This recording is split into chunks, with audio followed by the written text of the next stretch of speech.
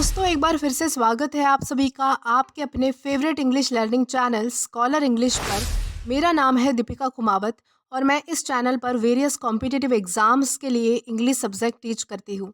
तो बेसिकली आज के इस वीडियो में हम डिस्कस करने जा रहे हैं द हिंदू एडिटोरियल का वोकैब एनालिसिस। आशा करती हूँ कि आप इन सेशंस के साथ रेगुलरली जुड़ रहे हैं और इनका बेनिफिट भी उठा रहे हैं, क्योंकि इन सेशंस का मकसद है आपकी वोकैब पावर को और ज़्यादा इन्हांस करना। और ये जो वोकैब सेशंस है, ये बैंक, एसएससी, रेलवे, यूपीएससी या फिर किसी भी कॉम्पिटिटिव एग्ज़ाम के लिए इक्वली बहुत ही ज़्यादा इम्पॉर्टेंट है। तो चलिए और ज़्यादा देर ना करते हुए बढ़ते हैं हमारे वोकैब शो की ओर और जानेंगे कि आज का हमारा सबसे पहला वर्ड कौन सा है। तो आज का हमारा सबसे पहला वर्ड है स्पर्न। स्पर्न का मतलब होता है अस्वीकार करना, ठुकरा देना। यानी कि जब आप किसी चीज़ को अस्वीकार करते हो, यानी कि जब आप किसी चीज़ को रिजेक्ट कर देते हो, ठुकरा देते हो, मना कर देते हो किसी चीज़ के लिए, तो उसे कहा जाएगा स्पर्न। और ये हमारे पास पार्ट्स ऑफ स्पीच में वर्ब है, यानी कि क्रिया है। सिनोनिम इसका होता है रिफ्यूज़ या फिर रिजेक्ट, यानी कि किसी चीज़ को अस्वीकार कर देना, ठुकरा ठुकरा देना या फिर मना कर देना। अब अगर बात करें इसके एग्जाम्पल की, तो एग्जाम्पल इसका है she spurn my offers of help, यानी कि उसने जो मेरी मदद की सलाह थी, यानी कि मैंने जो उसे मदद ऑफर की थी, उसे ठुकरा दिया, अस्वीकार कर दिया। यानी कि उसने जो है वो हेल्प के लिए मना कर दिया। देन इसी के साथ हम आगे जाएंगे हमारे नेक्स्ट वर्ड की ओर और जानेंगे कि इसके बाद हमारा अगला वर्ड कौन सा है। तो इसके बाद हमारा अगला वर्ड है स्नैग। स्नैग का मतलब होता है परेशानी या फिर बाधा। यानी कि जब भी आपके काम में कोई परेशानी आ जाती है, कोई बाधा आ जाती है, कोई डिफ़िकल्टी या फिर कोई रुकावट आ जाती है, तो उसे कहा जाएगा स्नैग। और ये हमारे पास पार्ट्स ऑफ स्पीच में नाउन है। सिनोनिम इसका होता है ऑब्स्टैकल या फिर डिफ़िकल्टी, यानी कि कोई बाधा आना या फिर कोई परेशानी आना। यानी कि जब आप किसी चीज़ से परेशान हो जाते हो, कोई परेशानी आपकी लाइफ में आ जाती है, तो उसे कहा जाएगा ऑब्स्टैकल या फिर डिफ़िकल्टी। अब एग्जाम्पल देखें तो एग्जाम्पल इसका है the only snag is that I have no money. यानी कि मेरी लाइफ की यही प्रॉब्लम है कि मेरे पास पैसे ही तो नहीं है, यानी कि यही परेशानी है, यही बाधा है कि मेरे पास कोई पैसे नहीं है। देन इसी के साथ हम आगे जाएंगे हमारे नेक्स्ट वर्ड की ओर और जानेंगे कि इसके बाद हमारा अगला वर्ड कौन सा है। तो इसके बाद हमारा अगला वर्ड है स्ट्राइफ।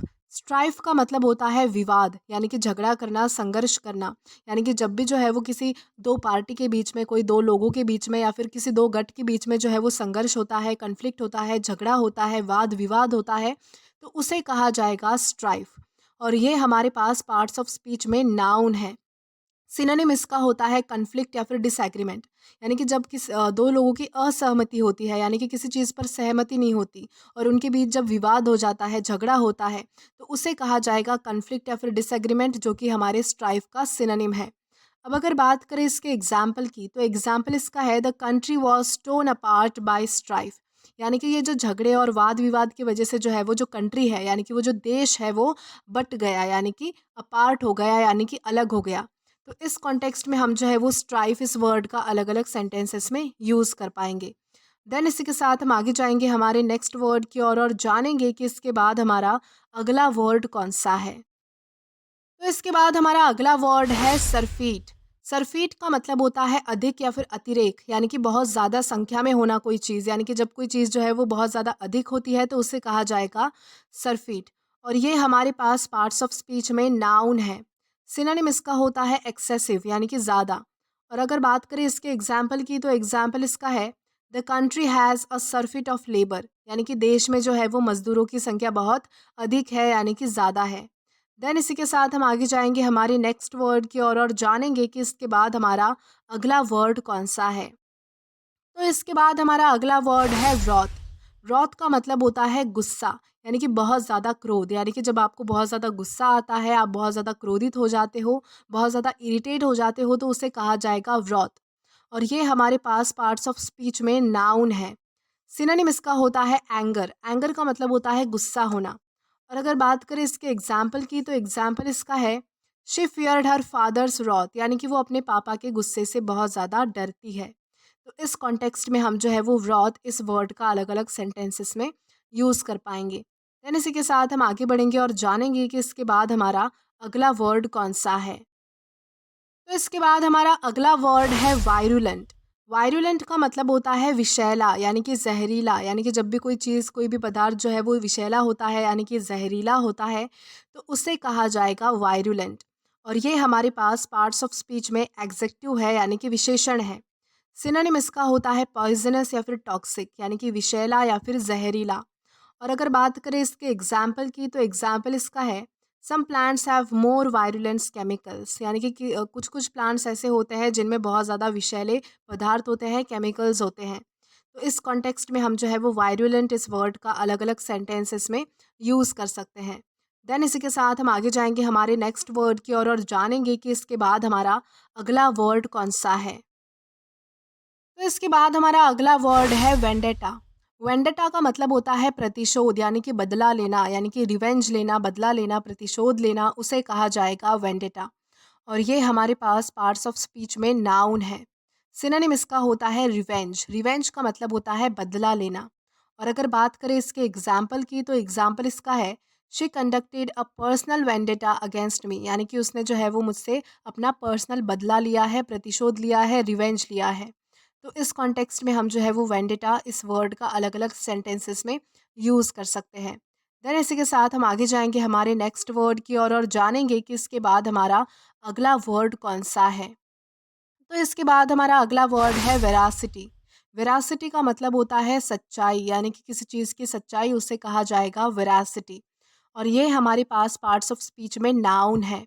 सिनोनिम इसका होता है ट्रुथ या फिर एक्यूरेसी, यानी कि किसी चीज़ की सच्चाई। ट्रुथ का मतलब होता है सच्चाई। और अगर अब बात करें इसके एग्जाम्पल की तो एग्जाम्पल इसका है I don't doubt the veracity of your report, यानी कि मैं तुम्हारी रिपोर्ट की सच्चाई पर कोई संदेह नहीं करता, कोई डाउट नहीं कर रहा हूँ। तो इस कॉन्टेक्स्ट में हम जो है वो वेरासिटी इस वर्ड का अलग अलग सेंटेंसेस में यूज़ कर सकते हैं। देन इसी के साथ हम आगे जाएंगे, हम नेक्स्ट वर्ड देखेंगे और जानेंगे कि इसके बाद हमारा अगला वर्ड कौन सा है। तो इसके बाद हमारा अगला वर्ड है मेट। मेट का मतलब होता है बांटना या फिर देना, यानी कि जब भी आप किसी कोई चीज़ जो है वो किसी को देते हो या फिर बांटते हो तो उसे कहा जाएगा मेट।